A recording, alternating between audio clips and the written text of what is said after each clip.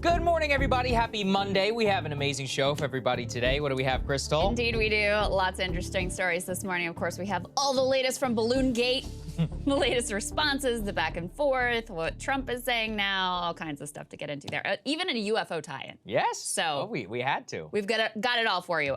Also a new 2024 poll that, boy, oh boy, does it look bad for Joe Biden. Looks bad for him with regards to the Democratic base. Looks bad for him with regards to the general election. He's even losing to Trump now. So we'll give you all of those details. We also have on the Republican side of the equation, the KOCH network looking to jump in behind one candidate. That could, of course, reshape that race dramatically. We also have other news from the Democratic primary. They are already aggressively trying to rig it to make sure that Joe Biden does become the nominee. And as you guys may know, we were on the one and only Joe Rogan podcast last week. Yes. A lot of fun. Always very intense experience, but we have a few of those highlights for you this morning. There we go. Before we get to any of that, though, tomorrow is the State of the Union address, and we will be covering it here live for you. Our friends Kyle Marshall will both join us as well. Are we getting Ryan and Emily in? I don't know if we have we'll see. We're still working it all out, guys. Yeah.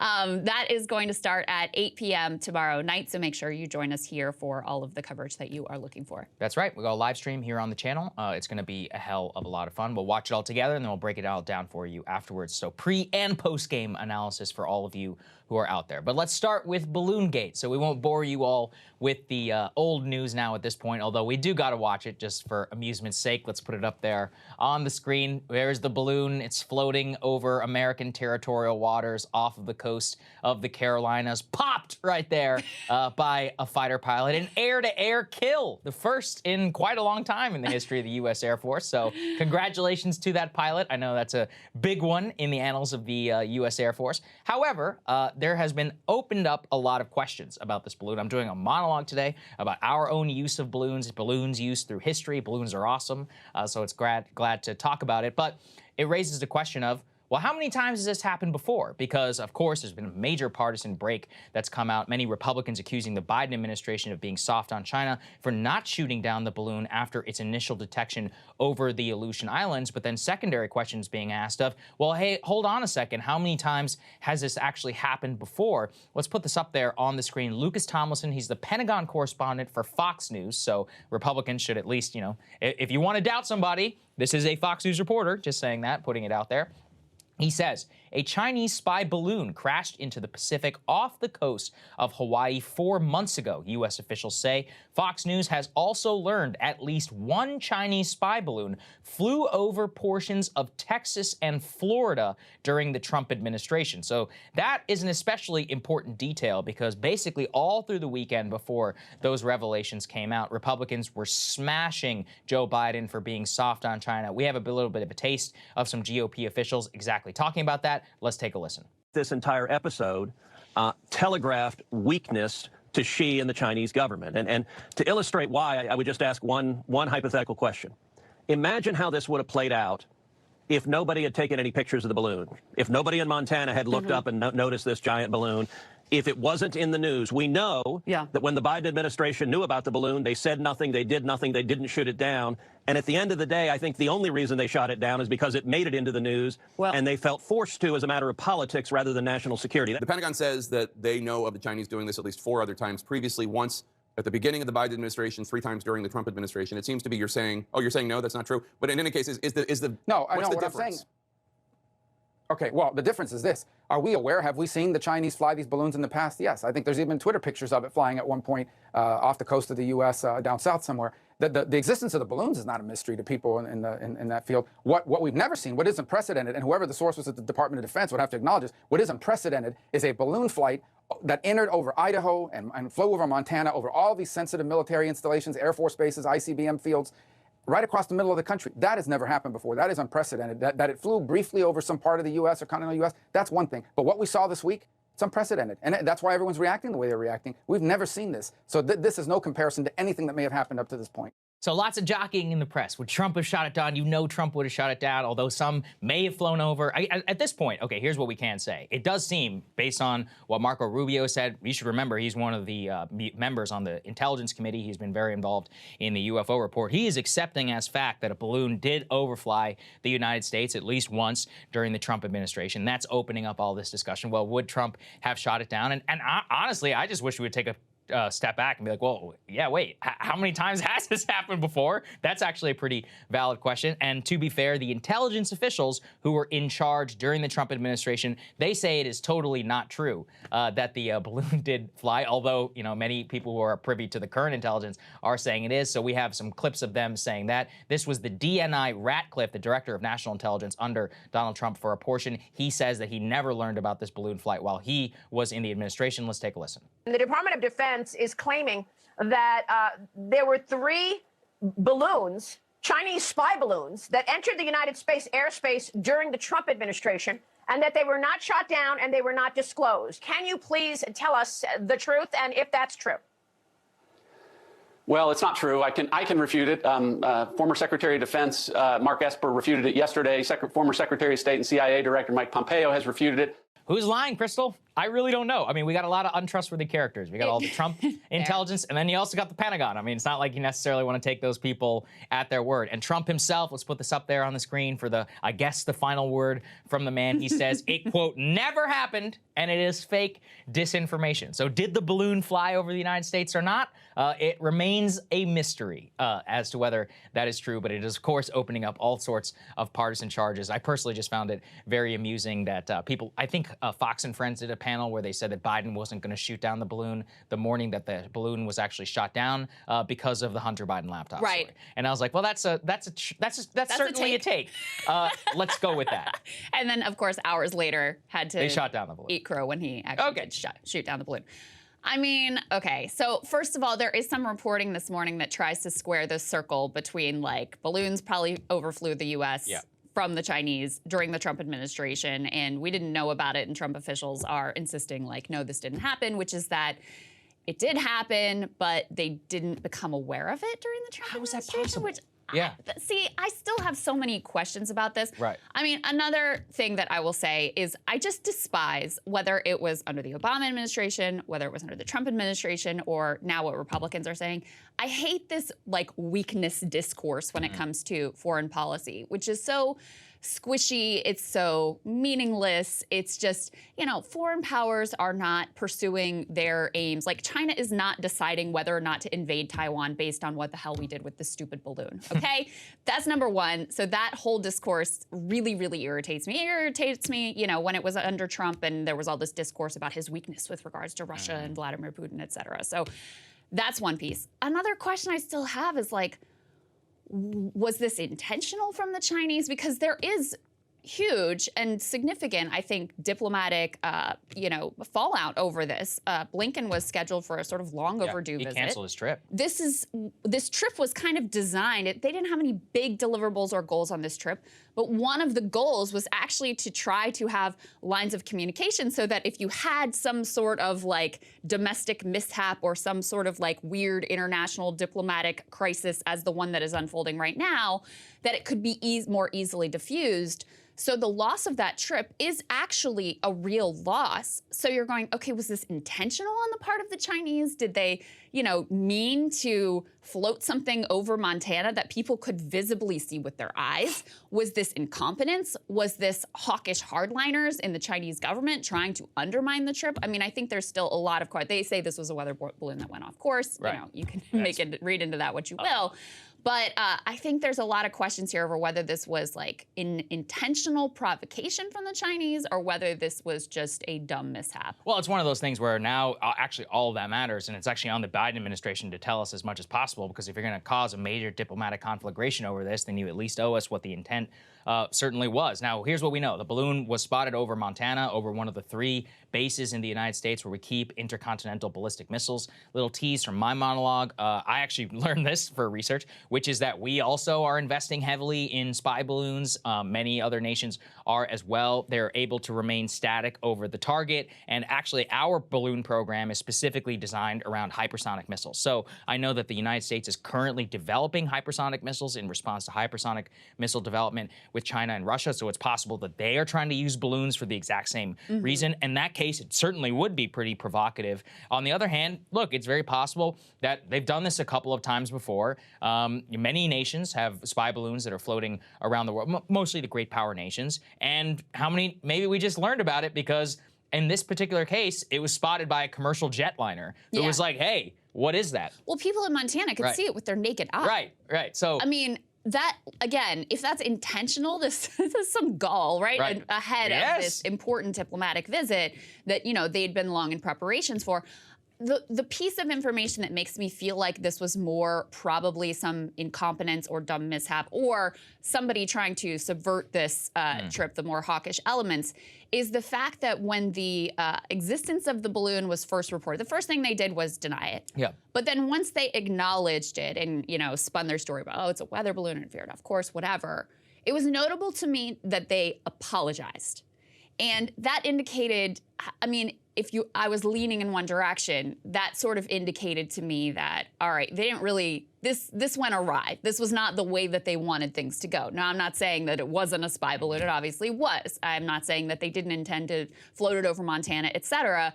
But I don't think that they perhaps meant for it to be this blatant and this obvious. Because look, the one thing Ted Cruz said here that I do actually agree with is this does all come down to politics, and it does all come down to optics, because it's no mystery that China's spying on us and we're spying on them. We know that they have these spy satellites that are probably able to gather just as much data as this frickin' balloon was.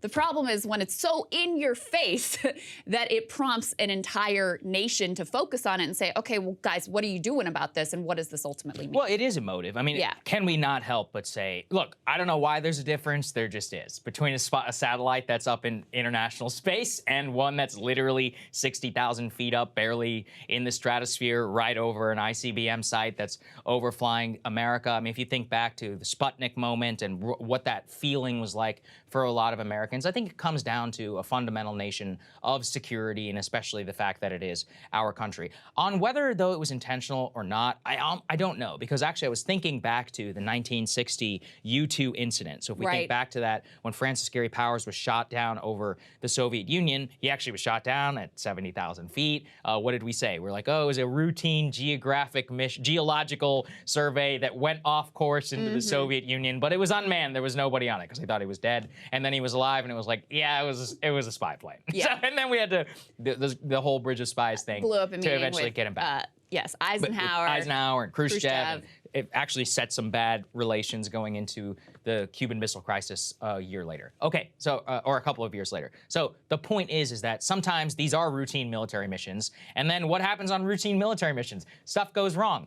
As to whether it was drifting off course, the more I've researched into this, I don't believe it for a second. So I'll tell you why, Krystal. Our own balloons, and as I understand, over the high-tech spy balloons that now exist in the 21st century, they have a high rate of maneuverability. They actually have software on board that incorporates wind patterns so that they're able to determine their course and all of that. The idea that it was blown off course is ludicrous. It has it has the ability to maneuver and its own engine on board the balloon itself. So let me ask you this, since you've gone deeper into the spy balloon history and annals and current capabilities than I have. What about the altitude? Because what strikes me as so brazen about this is that random people standing on the ground in Montana could see this thing. Like, would it normally be at such a high altitude that you wouldn't be able to? So that's the part that, to me, I'm like, maybe that was unintentional, because I do think that if they had done a better job sort of like covering their ass and like they did in the Trump administration, flying the balloons, but nobody really notices, whatever, you wouldn't have this whole diplomatic fallout. A lot of it is determinative weather, but again, our own balloons fly at the exact same altitude. Our balloons fly at 60 to 90,000 feet. This balloon was reportedly detected right at 60,000 feet. feet, which, you know, if you're taking photos, probably better to be lower so you can get as high resolution as possible. A lot of the visibility from the naked eye, that more has to do with weather conditions on the particular day. From what I understand, especially also if you consider, even if it wasn't visible from the naked eye from the ground, which it was in some cases this time, commercial jetliner is a whole other one. And that's where my question is to everybody who operates these balloons, which is, you know, commercial airliner flies at what, 35,000, 40,000 feet? It's only 20,000 feet away from this balloon. Like, obviously, they're going to be able to see it. And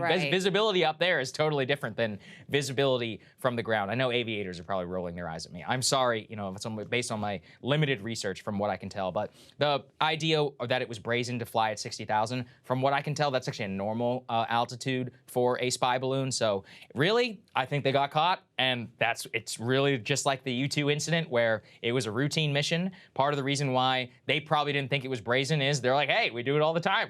Who knows how many balloons? Also, this is what we're about to get to. These are just the ones that we know about. How many flew over that we have no idea about? Because something I take away and have taken away from a lot of my UFO research and reading, as not only that, but also on missile technology, the idea that we have a perfect clue of what's happening outside of commercial space, it's just completely not true. Yeah. Like, it's as much as we like the idea of technology, you know, it's a big country and there's a lot of air up there. A lot of sky up there. Yeah.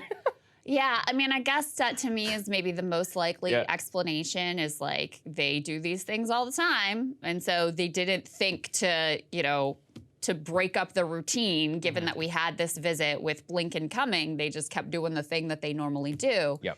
It just so happens this time, for whatever reason, it was so obvious that they got caught. That's the best I can figure out with here. I mean, I think there's a couple other pieces to comment on. Number one, you know, within the Biden administration, there is kind of a tug of war between various factions in terms of how they want to approach China, a more collaborative approach. You know, this diplomatic mission from Blinken, sort of reflective of that desire to work together, especially on issues like the climate crisis. There are others who are more hawkish, and you know, this sort of like strengthens their hand within the administration. That's one thing to say. And then the other thing to say here, which frankly I think is unfortunate, is, I mean, this is Cold War 2.0. It has the exact same vibes of some, you know, a spy mission gone off course, major diplomatic blow up, potential, you know, long-term fallout, et cetera. And I think it's a real sign of the times that we're living in. It's possible. I'm a little bit more hopeful. Stuff like this happens. You know, I've talked here about before the April 2001 Hainan Island incident where a U.S. Navy spy plane actually collided with a Chinese plane in the middle of the air. The Navy blames the Chinese blame us. I don't know what happened. Anyway, the plane itself was forced down on Chinese airspace. It caused a big major diplomatic incident, but you know, people got over it. So well, this was back in what, 2000? That was 2001. It actually happened right before 9/11. It caused a huge crisis with China. The pilots, they wanted him to apologize. We were like, no, they're not going to apologize because your pilot is the one who hurt our guys. But he died. It was a whole time in terms of Chinese development and our relationship vis-a-vis China. Look, also, this is a choice on them. Like, if they want to make this into a whole thing about look, you know that they would shoot down one of ours if they detected it and it became a domestic incident too. Like, don't get all higher, you know, holier than thou. The whole point is with these things, as they found out with Hainan Island, why they were buzzing our aircraft, it's like, well, you know, if you can see it and if you can detect it, you're going to be aggressive towards it whenever it's your airspace. So I don't want to hear it. I guess the best hope, as you're pointing out, is that everybody is sort of like acting out their part of what they feel like they need to do to appease their own domestic populace, right? The Biden administration, ultimately, they bring this thing down, you know, over the Atlantic. They're able to collect whatever they're able to collect and sort of, you know, posture the way they have to for the domestic populace. We're tough and we're not going to let this happen, et cetera, et cetera. And the Chinese put out their statement, sort of bellicose statement, like being upset about the fact that we shot it down. But I guess the hope is that everybody behind the scenes kind of knows this is the part they have to play and they don't really have another choice. And the real test is when the visit happens, how does that visit go? Are they going to snub Anthony Blinken like they snubbed President Obama in 2008? Are we going to have engagement, or are we going to have a snub? That actually matters probably even more so. Although, of course, you know, we can't deny that this isn't going to play a part. Yeah, it's a lot. This the circumventing of this, the undermining of this particular visit is a loss. Hopefully they're able to get it rescheduled in the not too distant future. Absolutely. Okay, let's go to the next one here, and let's put this up there on the screen. So we had to have a little UFO tie-in, and a lot of my UFO friends were talking quite a bit about this, which is that the previous UFO report actually specifically pointed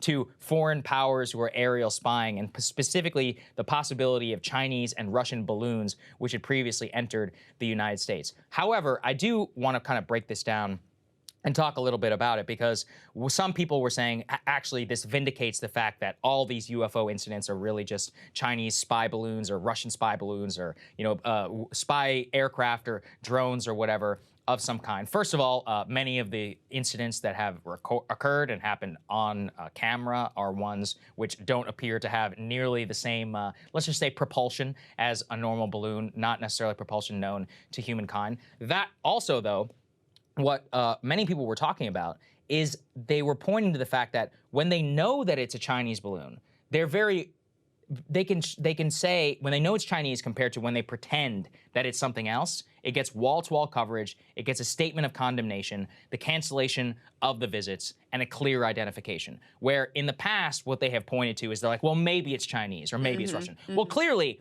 what do we learn from this balloon? It has Chinese letters on the side. So, you know, it's at 60,000 feet. So clearly, if it's a Chinese balloon, it's not that hard to figure out that it's a Chinese balloon.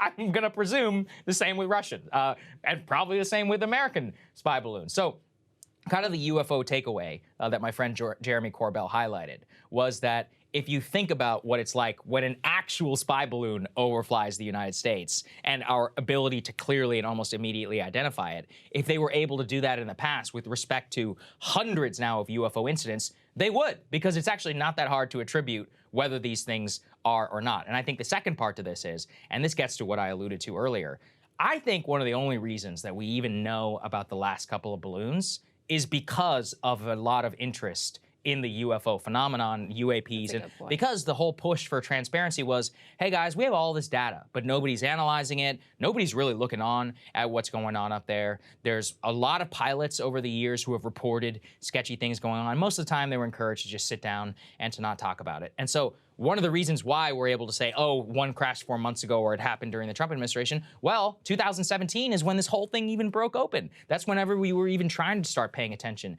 to the skies. And actually part of the push for the whole transparency was, you don't know what else you're going to find up there. Yeah. That's what a lot, Marco Rubio and other UFO transparency figures who've been pushing for it, their whole case has been, this is a matter of national security, as we just found out. I really do believe, and look, I don't have a lot of evidence, this is just a hunch based on what I've read on this and everything. I think if this happens in 2015, this thing flies over and we have no idea.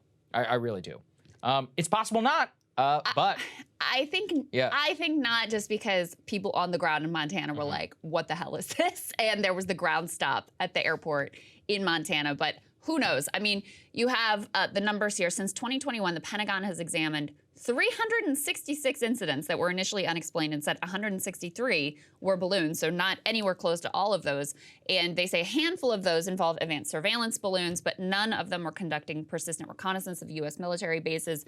They also say, though, that a lot of times if the U.S. government immediately identifies this as a spy balloon, well, of course, that's not included in the unidentified aerial phenomenon tracking. So it does, this report does raise a lot of questions of like, okay, we're learning about like this incident now and maybe like 3 max incidents during the Trump administration, but this report suggests that there was a lot more going on than even what is being reported at this point happened during the Trump administration and happened now.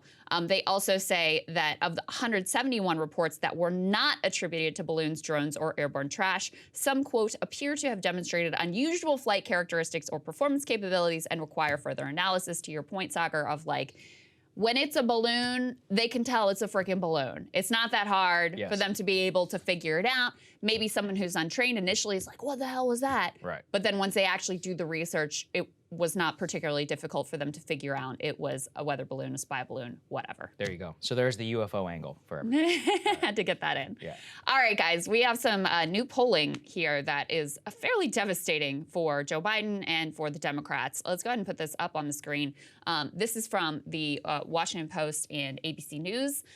You have now In a theoretical general election between Donald Trump and Joe Biden, something almost no one actually wants, Donald Trump now beating Joe Biden by 3 points. Now, that is within the margin of error, but a significant move towards Trump, 5-point swing towards Trump since just September. The numbers among independents are particularly bad. There you have Trump over Biden by 9 points.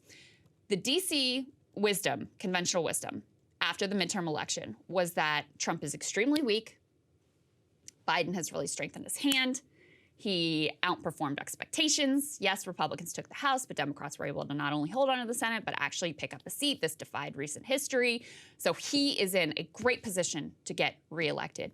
This poll, among others, says otherwise. And Trump, even with January 6th, and fake electors and investigations into his business, going back to investigations into Stormy Daniels again, and the whole classified documents scandal, which of course now Biden having some similar problems has kind of muddied the waters on.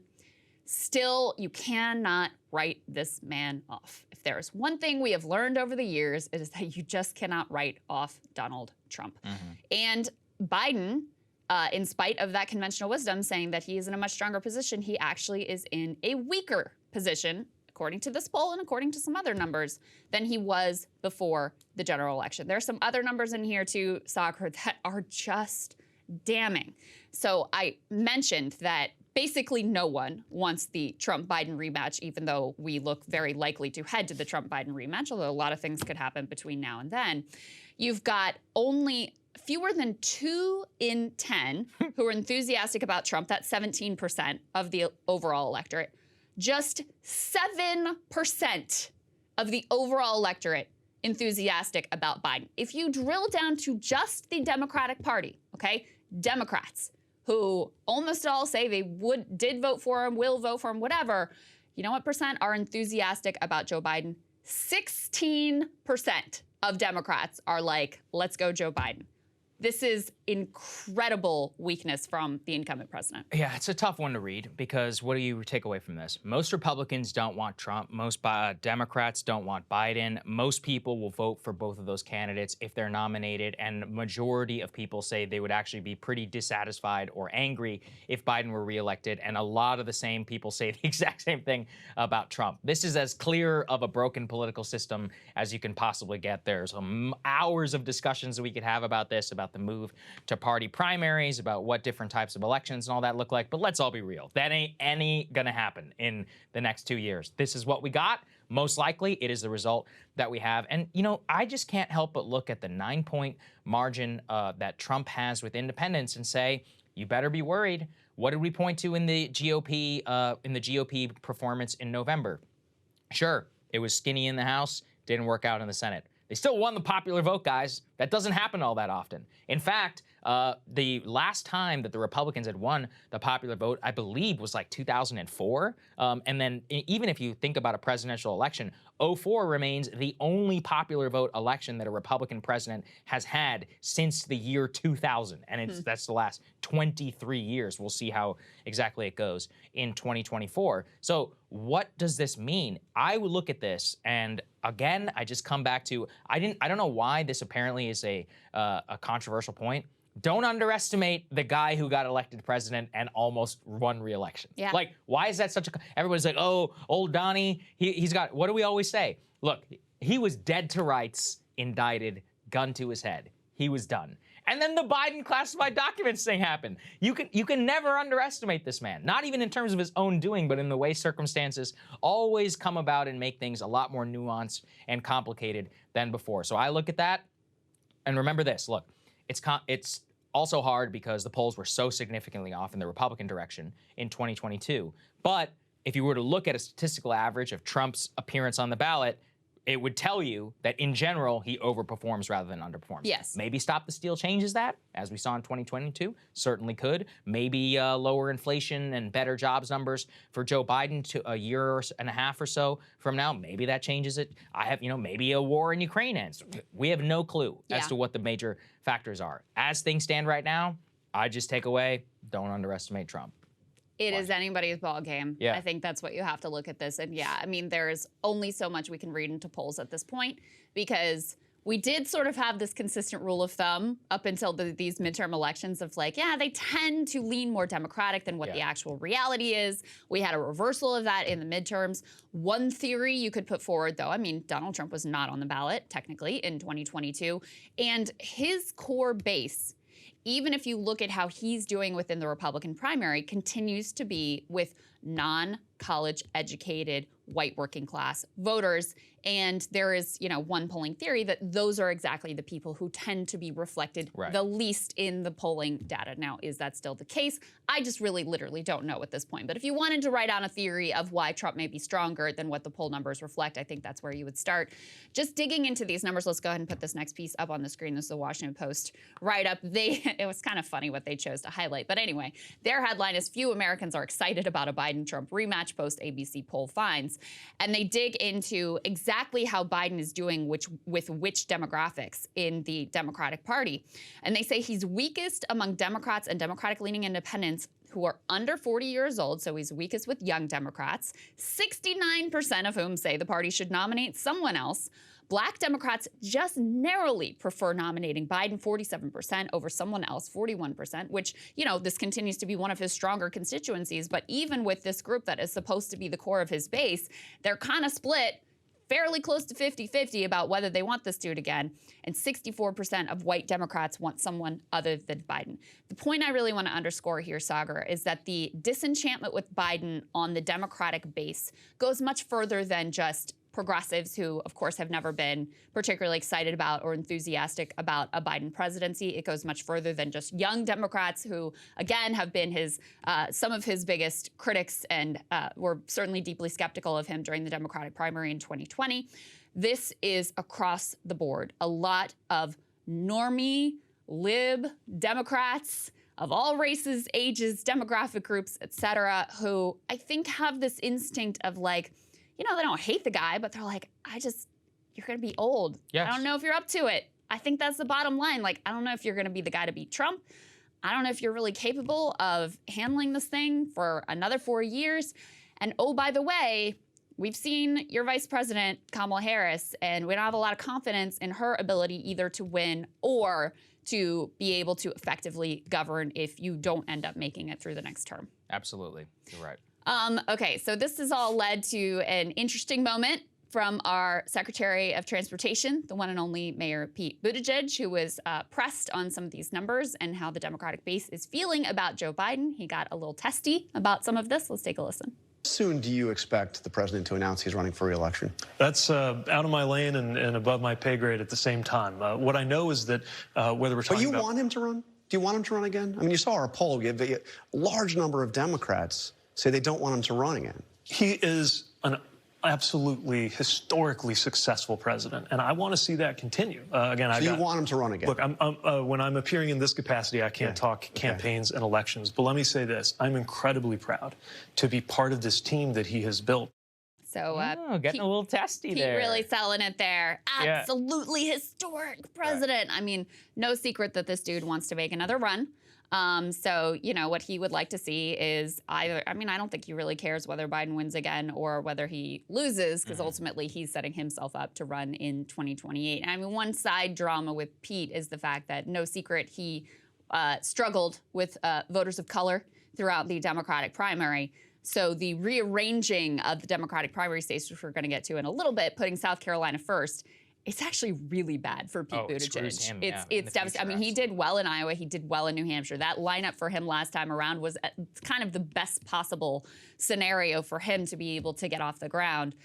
Putting South Carolina first is kind of devastating to his chances for the future. No question. Actually, I think I've been thinking about that a lot. I think that this really rigs things in an establishment direction for all time to come for the Democratic primary. If you consider Bernie Sanders and his major overperformances in Iowa and in New Hampshire, he never did particularly well in South Carolina, although he probably did better than if he had gone up first. Obama, there's very little evidence to show that Obama ever would have won the Democratic nomination if they had started in South Carolina, and he hadn't proven that he could win in Iowa and at least come second in New Hampshire. Even if I go back to Bill Clinton, Bill Clinton very likely would not have won in the 1992 Democratic primary. So this basically makes it whoever the establishment rubber stamps, they're almost certainly going to win. Yeah, I mean, certainly. And we'll get to more of that and the dynamics there in a little bit. But, you know, Pete's comments to me are reflective of the fact that before the midterm election, you had some wavering among even Democratic elected officials. We played a bunch of them here of even people like Jerry Nadler, who's like longtime senior House Democrat, as establishment as they come,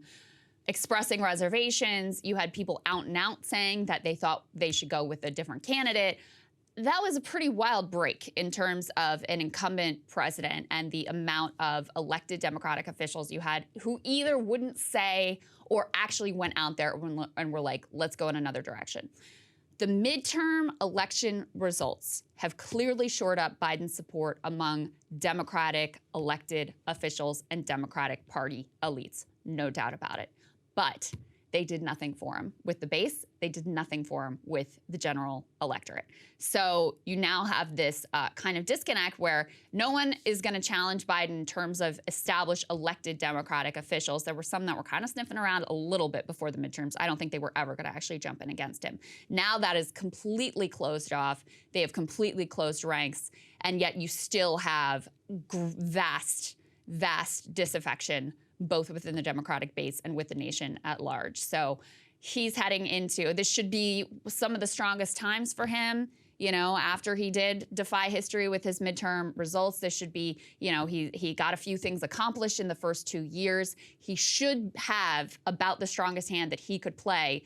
And this is what it ultimately looks like. Approval rating hasn't budged. Losing to Donald Trump after all of this, it's really pathetic. Oh, certainly. However, Trump, he's not going down without a fight, and he's basically reverting right back to the 2016 playbook. Let's move on to the next one here, and let's put this up there on the screen. Trump will not commit to backing the GOP nominee in 2024. This was from an interview that he gave with radio host Hugh Hewitt. He said, Hugh Hewitt asked him, will you support whoever wins the party's nomination? Trump announced, he said, quote, it would depend. It would have to depend on who the nominee was. Now, obviously, it's not a unprecedented situation, I would say. For Mr. Trump, it really is more of a return to probably one of the most iconic moments of the 2016 presidential primary, which it couldn't help remind me of. Let's take a listen and relive that.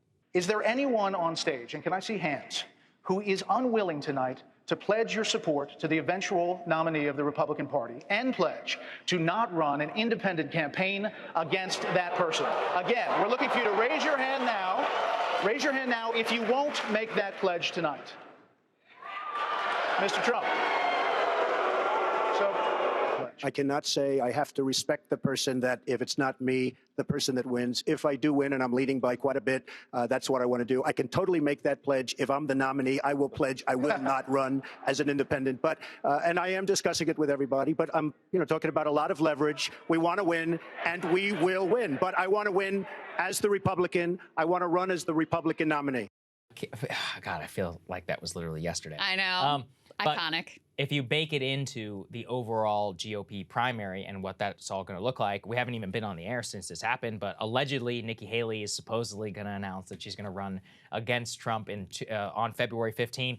We'll see. I think she's a born loser candidate. We'll see how that exactly works out for her. But the real threat is going to be Ron DeSantis, of course, which we've been covering a lot. And even if DeSantis is not firing at Trump, Trump is just absolutely unloading on him any chance that he gets. Let's put this up there on the screen. This is my personal favorite also from the Hugh Hewitt interview. He said that DeSantis had tears in his eyes as he begged for an endorsement.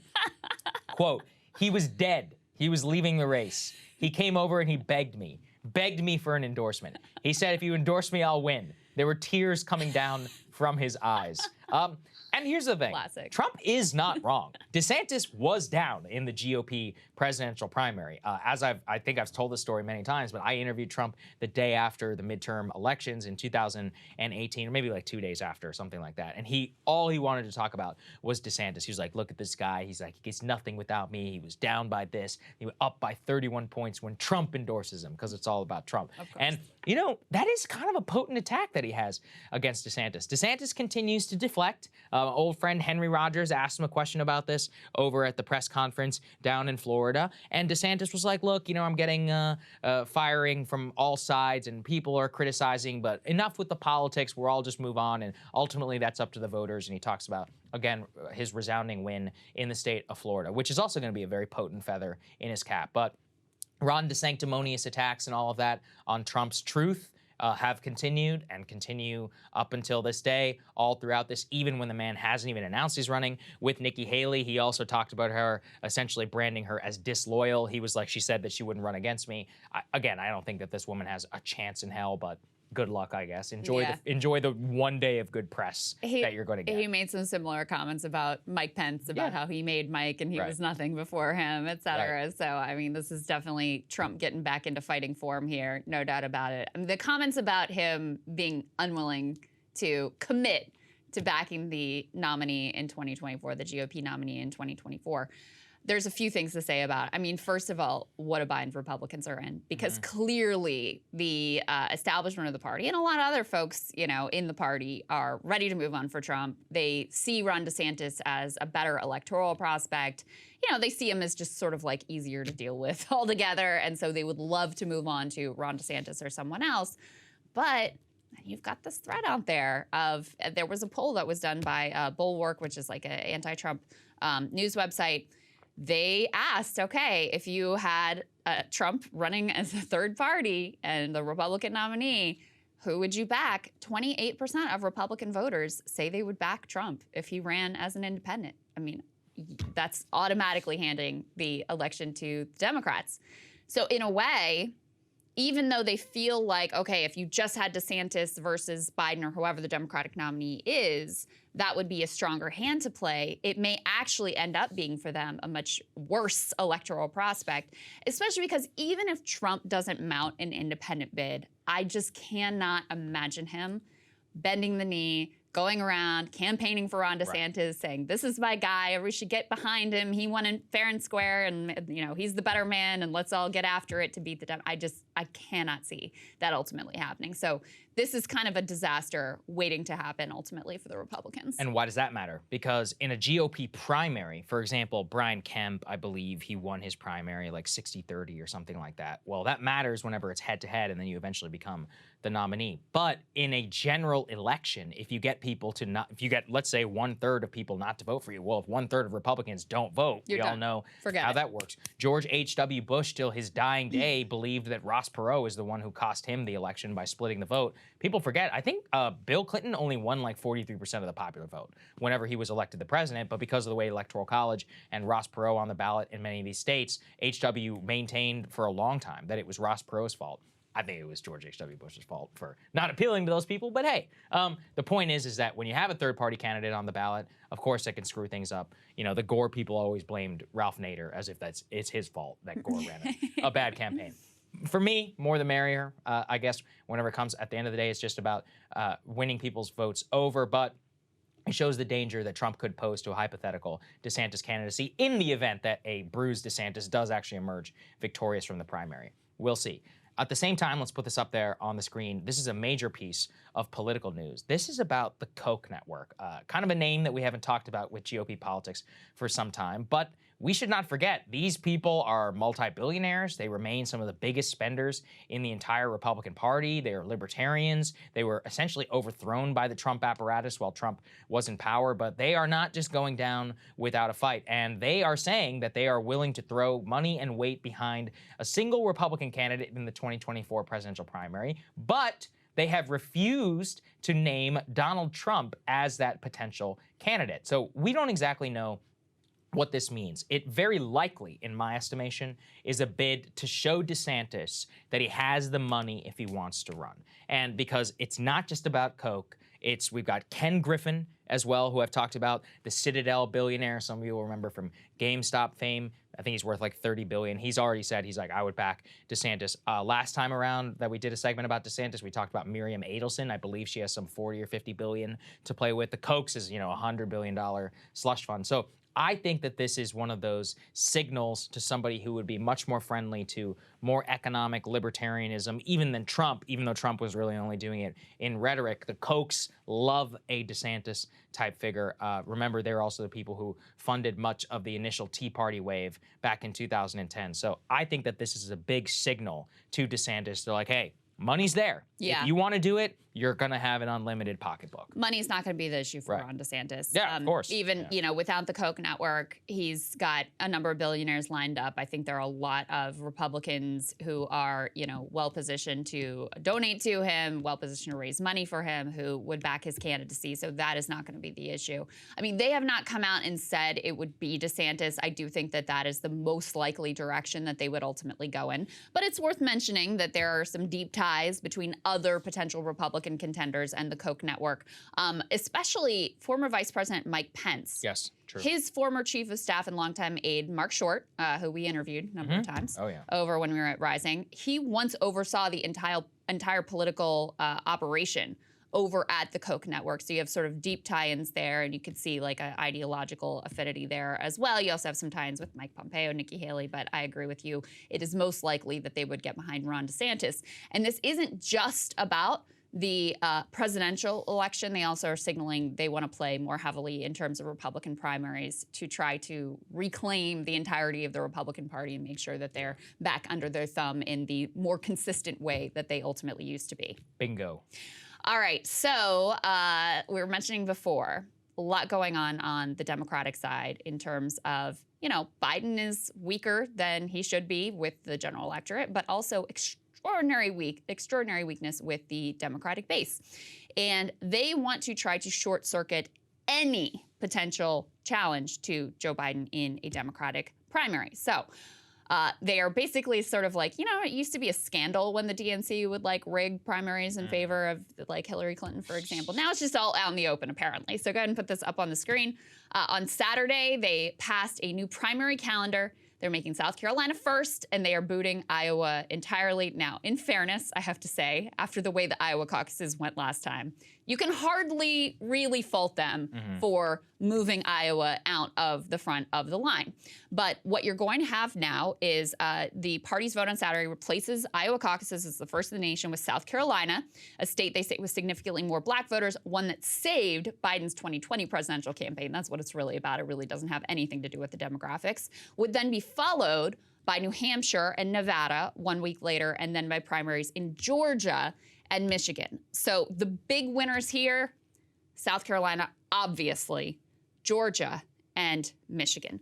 These are three states that Joe Biden feels confident about, that he sort of takes for granted. You will recall he did abysmally in both Iowa and in New Hampshire. I mean, he placed so poorly. I think he got, what, 5th in New Hampshire? He placed so poorly. He didn't even stay through election night. He just went ahead and flew on to South Carolina, which then is the state that completely resuscitates him. However, there is a lot of backlash to this move from certainly party officials in Iowa, but especially officials in New Hampshire. Now, New Hampshire has a Republican governor, and this becomes relevant because they actually have a state law that says their primary is supposed to be the first in the nation. So they're saying, hey, we can't just get rid of the state law. We're going to move forward. And also, by the way, all of the party officials there, like the Democratic Party apparatus there, their entire national relevance and power comes from being the first in the nation. So this is like an existential threat. Now, what the DNC is saying is they're going to face penalties if they disobey the party. They might ban candidates from campaigning in the state. They might have them lose delegates. But this is a real sort of intra-party fight that is brewing here. And people in New Hampshire are furious about the attempt to sideline them. And also, Saagar, as you were referencing earlier, this really remakes the Democratic primary and what type of candidates are likely to be successful. This means that if you are a big money national candidate, you are going to have with the establishment stamp of approval, you're going to have a much better chance. Iowa and New Hampshire were about grassroots politics. Yep. They were about being able to come in with a tiny amount of money, be able to do shoe leather and go around all the local Democratic Party affairs and meet people and win them over face to face. If you don't have Iowa going first, You don't have Barack Obama. This means that they are getting rid of that sort of retail politics dynamic in the Democratic Party almost completely. Oh, absolutely. Well, I mean, I'm of two minds of it. On the one hand, should two incredibly white states really be the goal, you know, the making grounds for in a party base which has a lot of black voters? That's the argument for South Carolina. A lot of Hispanic voters as well, although that increasingly is getting split. You know, in terms of union participation, and then of course one of the reasons we have a bunch of BS ethanol standards in this country is specifically because of Iowa. Screwed up our obesity politics. Yeah, exactly. Like, you know how much like high fructose corn syrup Americans are pumped into just because of the Iowa caucuses? So maybe we can fix that. That'd be a fun thing. On the other hand, I mean, look, in terms of South Carolina, there was a good argument in that case, if anything, for making Nevada the first one. I think Michigan. I think Michigan would have been a great first in the nation. White working class voters. It's got a large population of people of color for the Democrats. It's got an actual swing status in 2016. And if anything, like, the point of the primary is to prove that you can do the job, or that you can win the election. So that's where I would have put the actual votes, but I understand exactly why they did it this way. I mean, listen, I think your point about the base of the Democratic Party and wanting to have states that are reflective of that base, I think that is completely reasonable, but let's be clear, that's not why they're doing this. They're doing this entirely because these are the states where Joe Biden did well, and that's where they want to ultimately start. If your real concern was about having demographic diversity, Nevada would be a much better choice, because you do have a even more diverse electorate in Nevada than you could maintain, because much of the population is sort of centered in and around Clark County. So you maintain that ability to have that sort of retail politics, the ability of a grassroots candidate to be able to catch fire somewhere and then go on across the nation. If that was really what you were concerned about, there was a much better case to be made for Nevada. Now, I agree with you. Listen, Iowa, they blew it. They've blown it like a number of times at this point. And also, Democrats don't win in Iowa anymore. That's true. Iowa used to be a critical swing state. Barack Obama won it. It is not a swing state anymore. It is a red state, and you know, Democrats might be able to win it back, but they showed no interest in doing that ultimately. So New Hampshire, on the other hand, you know, the fact that you are and people in New Hampshire are taking this very personally. I'll show you a SOT in a minute that reflects exactly that.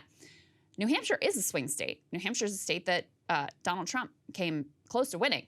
So the fact that you are snubbing them so brazenly and so publicly, that could actually endanger your general election chances in this state. You are certainly not doing yourself any favors with the electorate there, let's just say. And as I referenced before, New Hampshire Democrats are furious. They have two Democratic senators, one of whom in particular is very, you know, sort of high up and senior and whatever. They have been furious and sort of snubbing the White House over their decision to demote New Hampshire. And Jake Tapper played a video of the former New Hampshire House Speaker, who was a Biden delegate last time around, who says he's looking for another candidate. Let's take a listen. One of Biden's delegates from 2020, Steve Shirtleff, talking about this new proposal. I'll look for another candidate before I'd support Joe Biden if he should go so far as to take away the first of the nation primary. He says he will look for another candidate before he supports Joe Biden. This is not just any DNC delegate either.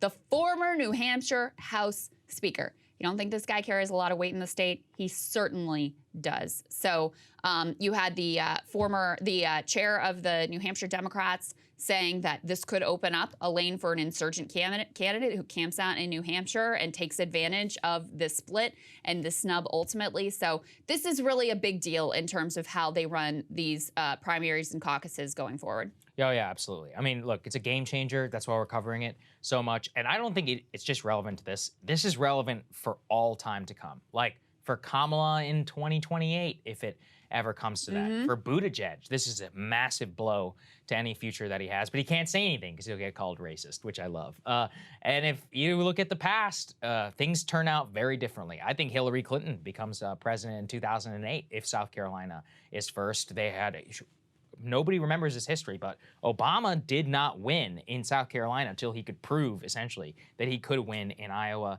and in New Hampshire. Many such cases going back, I think, all the way to the 1970s. So it's a big problem for the future. At the same time, I like change. I like the fact that we're shaking things up so we can get rid of some of these stupid shibboleths that we have in politics. I actually think there should also be some more West Coast representation. Part of the reason why I'm in favor of Nevada. You know, like more than half the country also lives there, and they have like they don't even get representation until Super Tuesday. Yeah. That's not right. Like, yeah. And I mean, the Democrats, like Latino voters are sort of the new swing voters. Yeah. Democrats really want to bring them into their camp, like think about how to appeal to them, whatever. I mean, that's why Bernie Sanders was able to do so well in the Nevada caucuses, is because they really spent a lot of time and effort and money, boots on the ground, trying to appeal to that electorate. So yeah, let's just make it clear.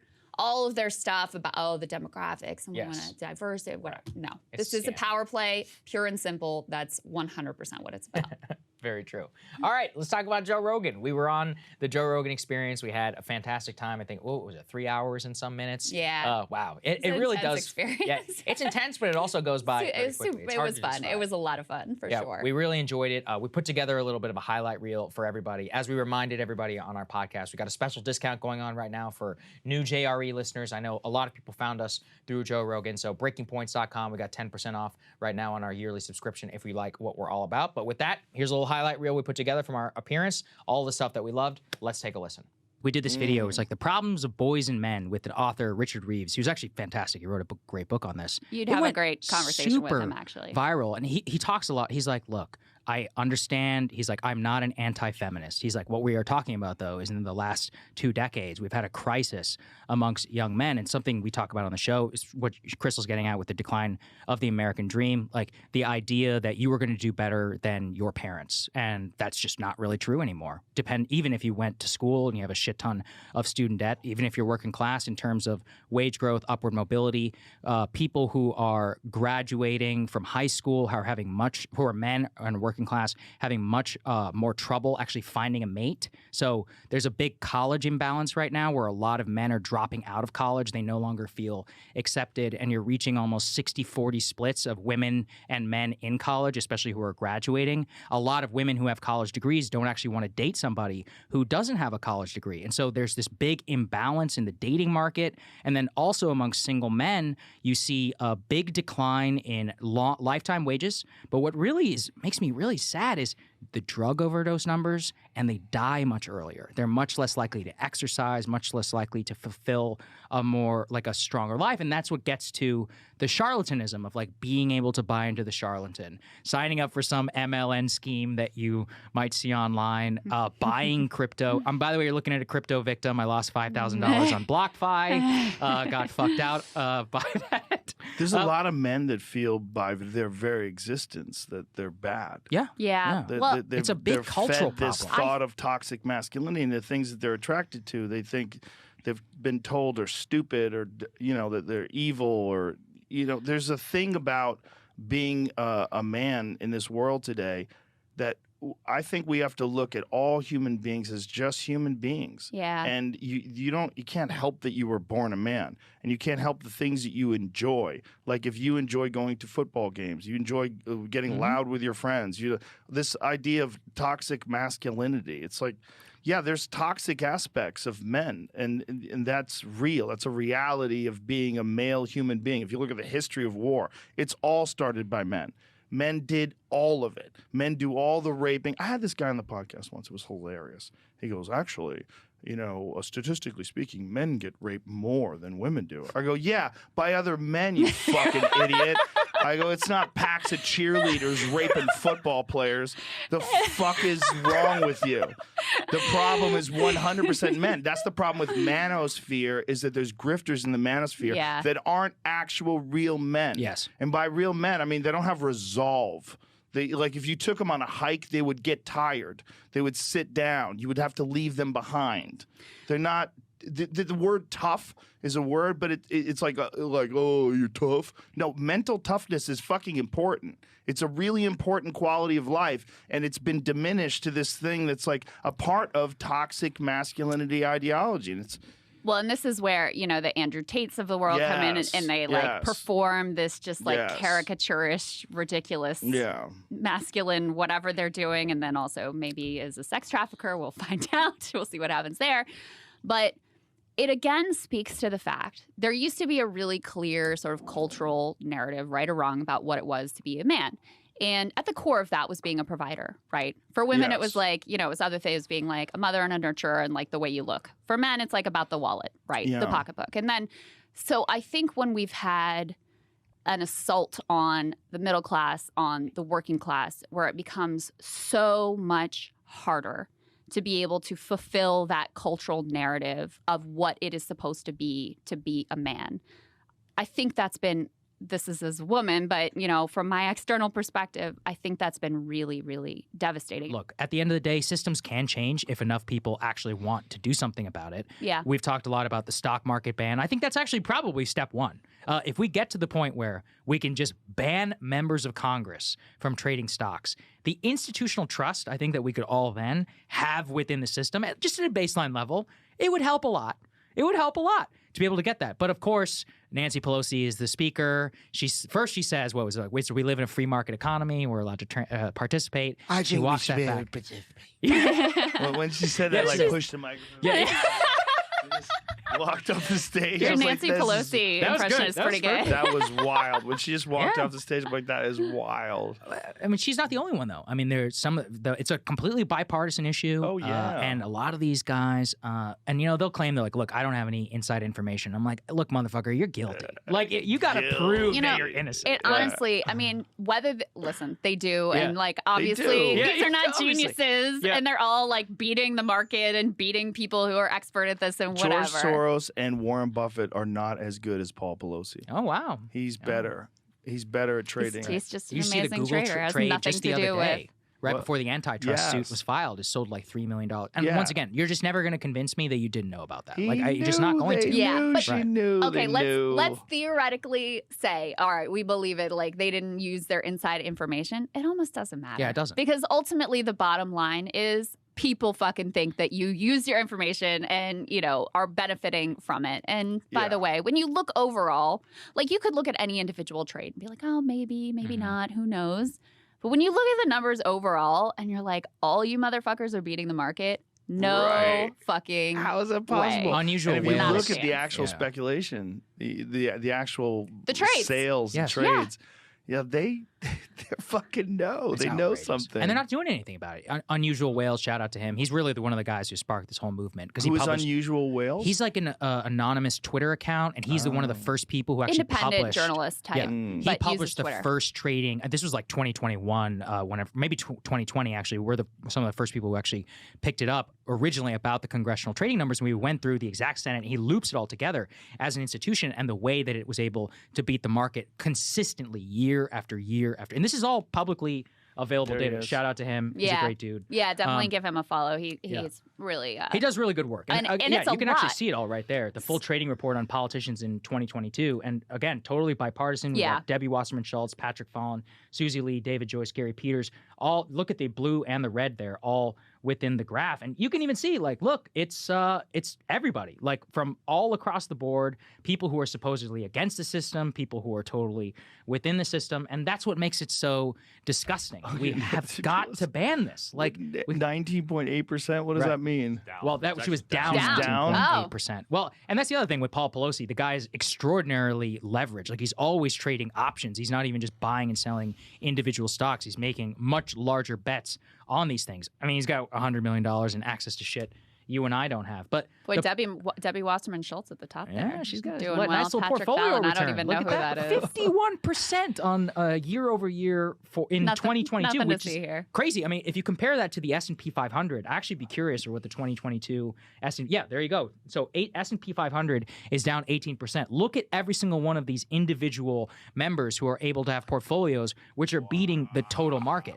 It's just outrageous. Pelosi's off her game, though. Yeah, look at she's that. actually off her game. Yeah. Seems like they threw just because everybody was onto their shit. Yeah. They fucking threw But it.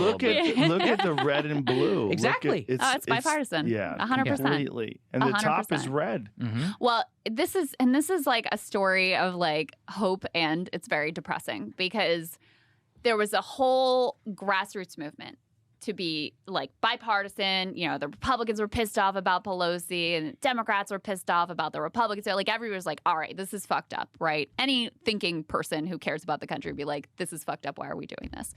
And so then, because there's this organic movement, you see actually some people in the mainstream press start to cover it. There was actually a reporter at Insider. They started digging into the details of these trades and compiling reports.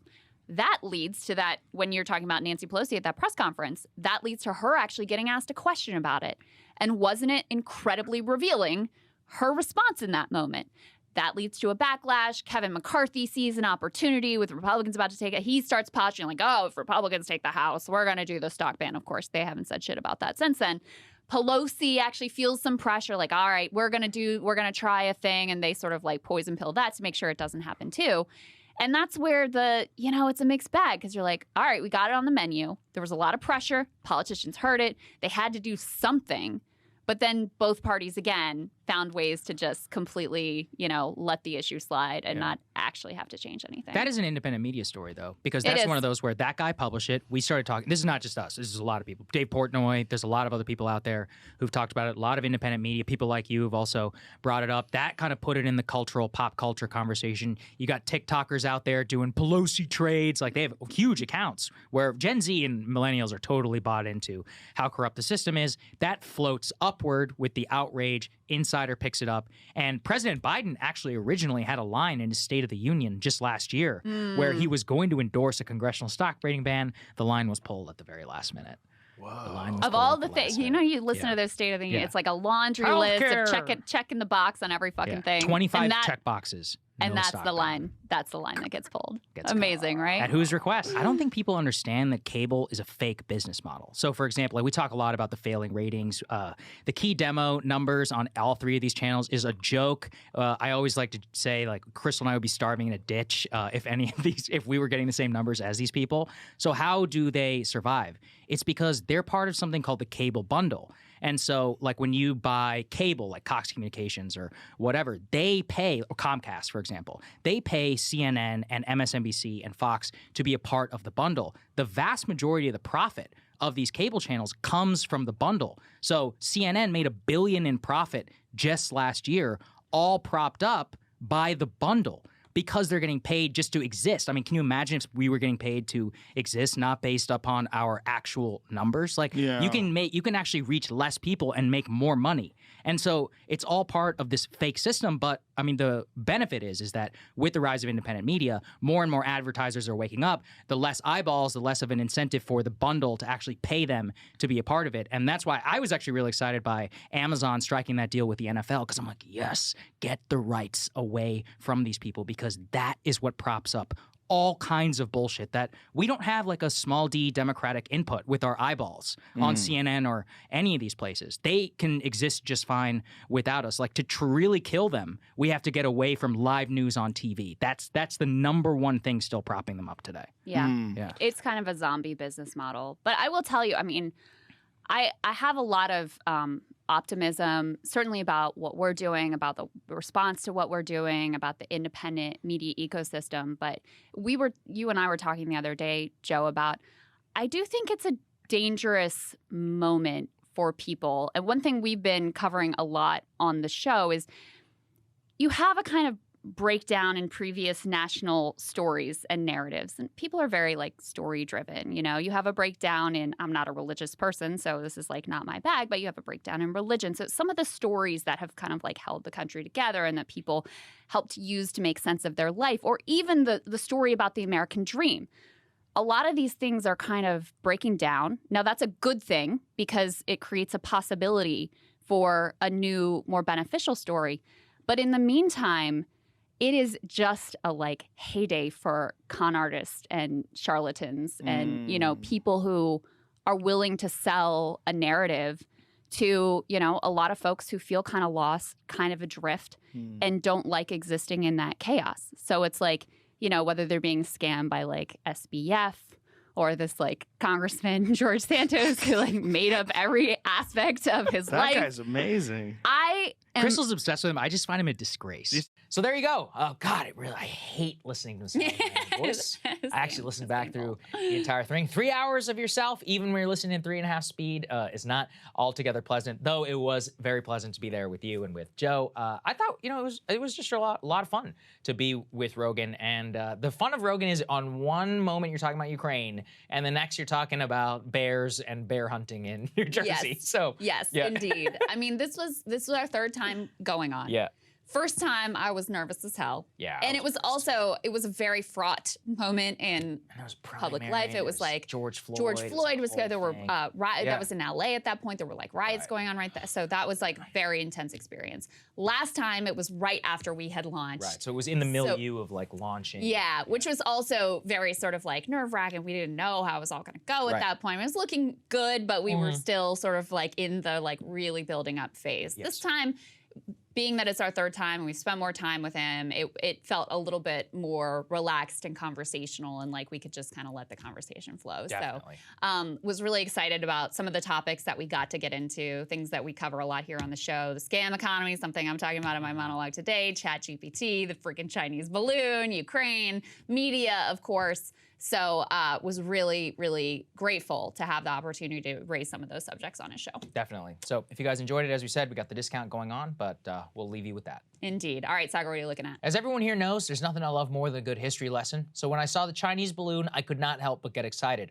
I've always had a weird fascination with large balloons and their use by mankind over the years. Might be the only guy sad that the Hindenburg blew up and killed the chances of balloon travel. Who gets nostalgic of how awesome it looked in Indiana Jones? So with that said, I thought it would be fun to take a trip down memory lane and look at how balloons have been used in war and for spying throughout history.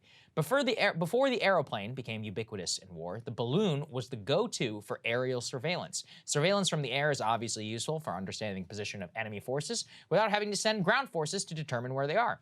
Doesn't take a genius to figure it out. It's the technology that has always been the limiting factor. The French were the leaders in balloon technology and with aviation in general in the late 1800s and early 1900s, so it's not a surprise they're actually the first to use balloons in war. The first recorded use of a balloon took place in 1794 by French forces in the battle against Austria.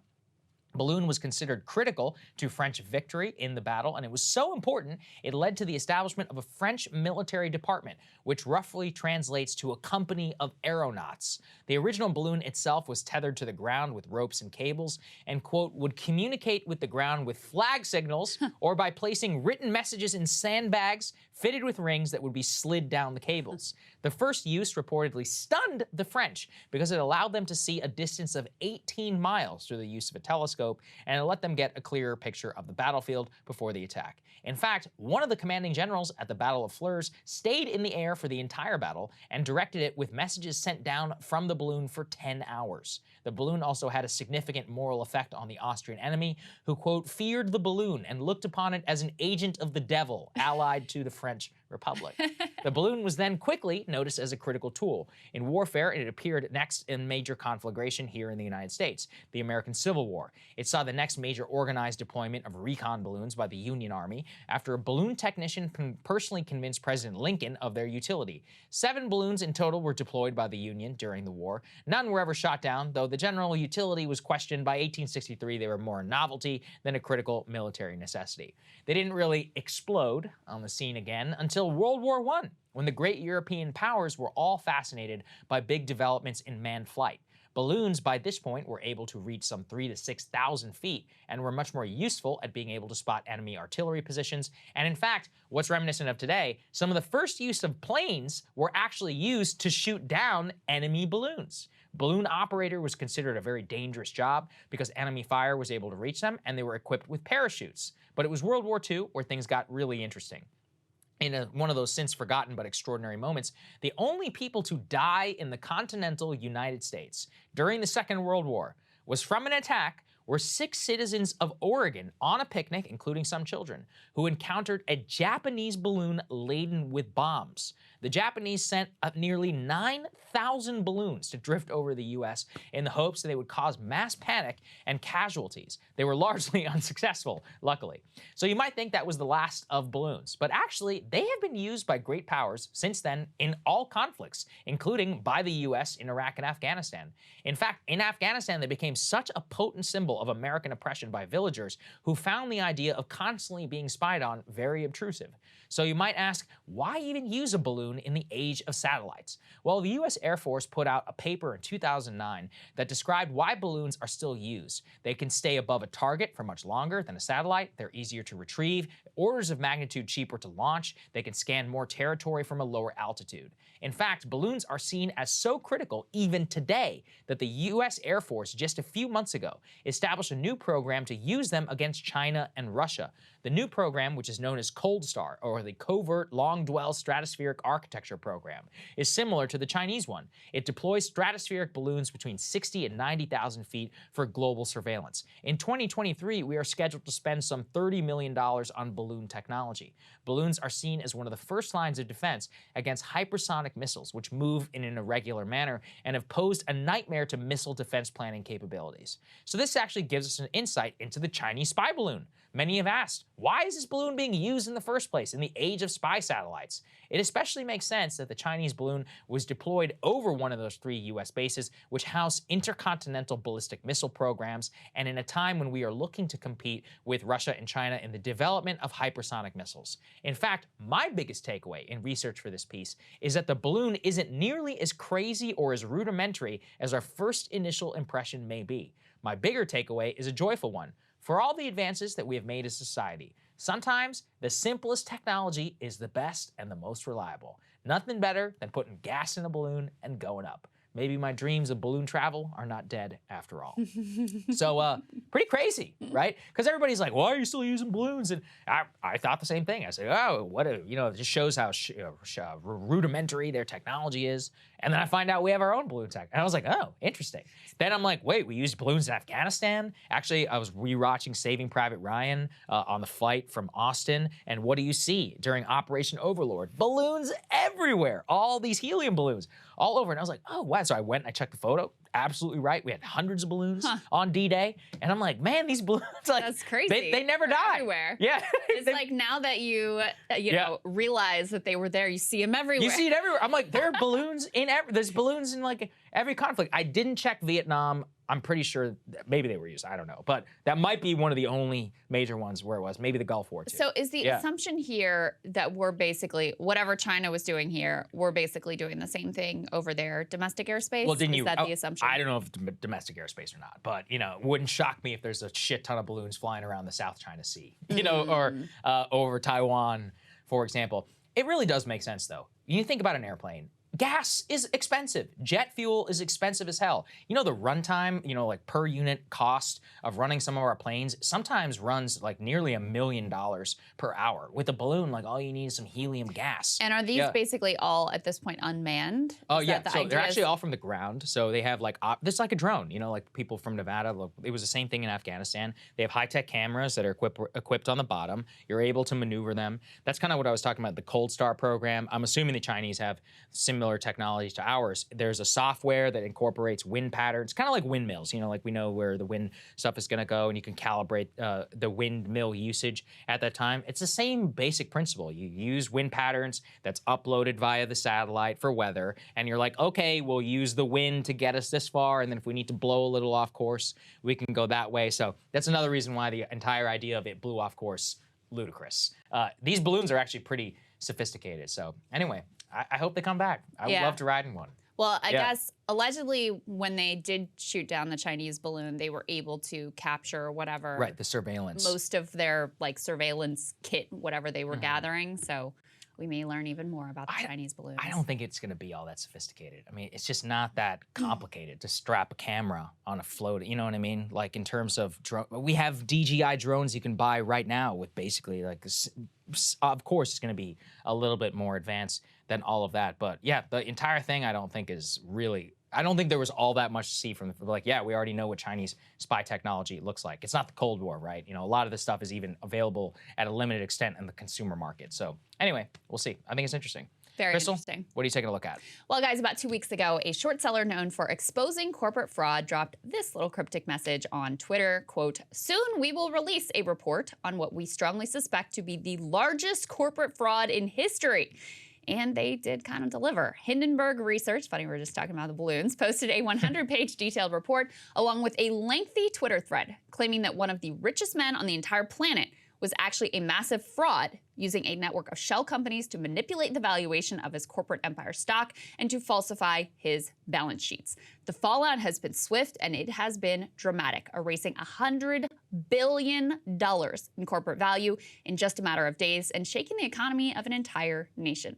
All right, so here are the details. Gautum Adani is not only the richest man in India, but in all of Asia. His rise was intertwined with the rise of Prime Minister Modi. Both hailed from the Indian state of Gujarat. Adani guaranteed Modi's longtime loyalty when he broke from the Indian business community consensus and defended Modi over the deadly anti-Muslim riots which unfolded under Modi's watch. As he rose to power, Adani also rose to vast wealth, with enterprises deeply intertwined with and critical to the Indian state. Now, today, Adani's empire spans coal, green energy, ports, airports, and a whole lot more. He is, in large part, the industrialist building the nation state that Modi envisions. The state backs him, and he backs the state. Now, this has led to the accumulation of vast wealth on the scale of household name titans, people like Bezos, Musk, and Gates. But according to Hindenburg Research, this fantastic journey to world dominance is being propped up by fakery and outright fraud. Essentially, they claim that Adani used dozens of shell companies, most in the notorious tax haven of Mauritius, to pump up their stock price and launder their balance sheets, inflating asset prices so that their financial health would appear much better than it actually is. Many of these shell companies' seemingly only business was holding Adani's stock. As one former shell company employee put it, quote, "I think this stock is definitely held by the Adani Group because nobody else would want to buy it. As any investor, why would you invest with the Adani Group? You know the stock is inflated and they cannot be trusted. And looking at the business, it is a house of cards. It's all fueled on debt. And if the Modi government goes out of power, maybe the whole thing comes crashing down." This phony picture of financial health and inflated stock prices allowed Adani to borrow vast amounts of money, loading all of their companies up with debt and further imperiling their financial health, but also enabling them to pursue some of those big infrastructure projects to build up the Indian economy. Hindenburg's report reveals not only details of those alleged crimes, but also of the cover-up. The shell businesses were set up with phony websites describing businesses that are nonsensical. They use stock photos. Many of them had no employees. The Adani corporate empire is closely controlled by family members, which of course would be a good way to keep prying outside eyes from raising objections to potential fraud. Financial officers of the conglomerate come and go in rapid succession. Hindenburg also documents a series of sketchy characters with prior history of stock manipulation and fraud who are involved in this whole enterprise. And the outside auditors who would be responsible for revealing these schemes are wildly inexperienced and appear wholly unable to actually audit complex enterprises. So there you go. A global empire intertwined with the Indian state, pumped up by fake stock prices, balance sheet manipulation, and allowed to get away with it due to their symbiotic relationship with the Indian government. Hindenburg itself has a pretty good track record of exposing real fraud. For example, they exposed lies at electric truck maker Nikola, which eventually led to the CEO of that company being found guilty of fraud. But as we weigh the merit of these allegations, it's of course important to keep in mind Hindenburg is ultimately a short seller. Their entire business model does rely on leveling allegations of fraud and then profiting off of the resulting stock decline in value. So, although they do have a very good track record, they are also not a disinterested party. Just want to put that out there. As for Adani, in their response, they leaned heavily into Indian nationalism. They claimed Hindenburg's research was an attack on the Indian state itself, but they actually answered few of the substantive questions which were raised. They do, though, fully deny any wrongdoing. The fallout from this report has been truly astonishing. Adani companies plummeted in the stock market. They lost $100 billion in value in a single week. Adani's fortune has similarly collapsed. He's estimated to have lost half his net worth since the report's release. It's been such a catastrophe that he actually had to abruptly pull a $2.5 billion stock sale, saying it would not be morally correct to go through with it at this time. The collapse in the company's stock price meant that any investor in the new stock sale would be immediately signing up for a big loss. Economist Adam Tooze recently spoke about the likely fallout in India and how this is all being interpreted by the domestic audience. Here's what he had to say. There's really an element of culture clash here. I mean, there aren't many players in the Indian financial markets who imagine that the value of the Adani Group is determined in a conventionally free and fair way, because people aren't naive about the way in which India's political economy operates. And the sophisticated rationale for what's going on in India is that Indian financial investors know that it is indeed the impunity, if you like, the ability of the Adani Group to, if necessary, produce rather high valuations of its assets, to sustain large amounts of credit, that is part of their business plan. And with the backing that they enjoy in political circles, they are not just too big to fail, but essentially identified with the Modiite project. So long as that is hegemonic in Indian politics, these businesses cannot fail. So there is, in fact, very little risk that you won't get paid back. And there is some prospect, and in fact, no prospect any other way, of this major infrastructure in India actually getting built, because they are the last resort, if you like, of the Indian state machine. And to that extent, no harm, no foul. Look, to his point, it'd be one thing if this was just an India-only story. State-aligned enterprise propped up by state-affiliated capital and state subsidies. It's basically a tale as old as time. But while the reverberations will be felt most acutely in India, no doubt, we're talking about sophisticated global investors and titanic banks who were snookered by the fake stock prices and rigged balance sheets, allegedly, who forked over gigantic loans to fund this conglomerate based on alleged fraud, which, taken together, as Hindenburg puts it, would amount to the largest corporate con in history. Citigroup, Credit Suisse, Barclays, and more, all scrambling to figure out what their exposure is on this whole house of cards. Yet another illustration of how easy it is, apparently, to rig the game, pull the wool over the eyes of the supposedly most brilliant, sophisticated people in the world. The scam economy with a massive global reach. And, it's funny because he's not a household name here. Yeah, but you made this point, and I think it's really an important one. This isn't just like if it was Bezos who was being exposed for this massive fraud. It's actually more. Yeah, it's bigger. Because we have more billionaires here. Yes. And he is so intertwined with the Indian state, with the future of India, building all of these infrastructure projects out. I mean, it is impossible to overstate just how big of a deal this is. Culturally, there's almost no way of even describing it. Maybe like Warren Buffett, whenever he was one of the few richest people, like if you go back to the 2000s, or maybe even in the 1990s, we had a lot fewer billionaires. He went back to maybe Rockefeller. Yeah, there you go. Yeah, it's literally something like that. Also, he made his wealth in the same way. And he's an industrial tycoon. He's not like a tech billionaire. Right. Ambani is kind of the same way. The Tata family, the Birla family, all those people. They are literal nation states in and of themselves. Think about it this way. As a middle-class American, you can live like a king in India. So imagine how a billionaire lives in India. It is a way of thinking and a lifestyle that you and I cannot barely even comprehend. And I'm literally, I have parents who are from there and have been back several times. So I think this poses a risk, systemic risk possibly, to the Indian government, because the Indian economy is so deeply intertwined with him. They have to decide, are we going to bail him out or not? If he did conduct fraud, listen, if I was him and his family, I would be getting the hell out of India as soon as possible, because if he brings down the State Bank of India, which invested in his company, and they guaranteed some of his loans, and he was lying to them and stealing their money, Modi is very anti-corruption, and everything is a wink and a nod. But if you're going to get exposed like this in the Western stage, they are going to have your head. I would not be shocked if he's in if they don't bail him out, he'll be in a jail cell. The question is, he may be too big to fail in India. He really might be. And really definitely sort of established his loyalty to Modi and broke with the Indian business community at a time when that was, hard to do. And so the problem really came in for I thought Adam Tooze's point was interesting, because he's saying basically, look, people in India don't think that this is all totally 100% on the up and up, but it's listen, he's backed by the state and he probably is too big to fail. So in terms of actual investor risk, they view it as yeah, he is going to get bailed out. They're going to keep enough projects going to keep him afloat and be able to, get him out of whatever sort of debt bind that he's in right now.